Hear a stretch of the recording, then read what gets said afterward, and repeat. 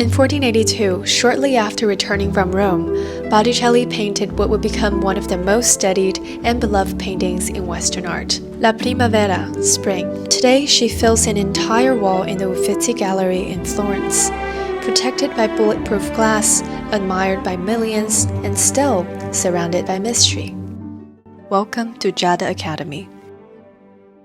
La Primavera, Spring in Italian, was most likely commissioned as a wedding gift to a member of the Medici family, Lorenzo di Pierfrancesco, the cousin of Lorenzo the Magnificent. And this painting was never meant for public view. It was made for an intimate domestic setting, perhaps a bedroom wall. But what exactly is it showing?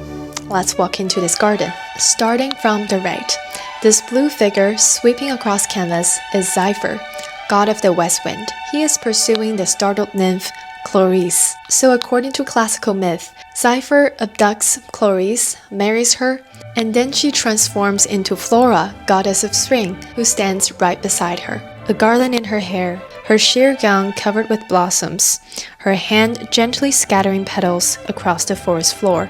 And at the center of the scene stands Venus. She's calm, reserved, slightly removed from the foreground. And she's looking at us as if inviting us into her garden.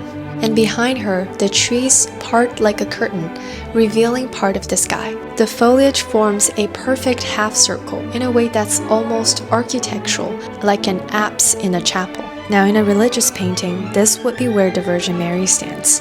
But here, we're in a sacred space, but of a different kind. Above Venus, we see Cupid flying blindfolded, just about to unleash his arrow, aimed at one of the dancing women on the left. And they are the three Graces, painted in translucent gowns that shimmer. Now, this had been a very popular subject ever since the antiquity. There was an opportunity that allowed for a sculptor to show the human body from three sides simultaneously. And finally, on the left, there's Mercury, the messenger god.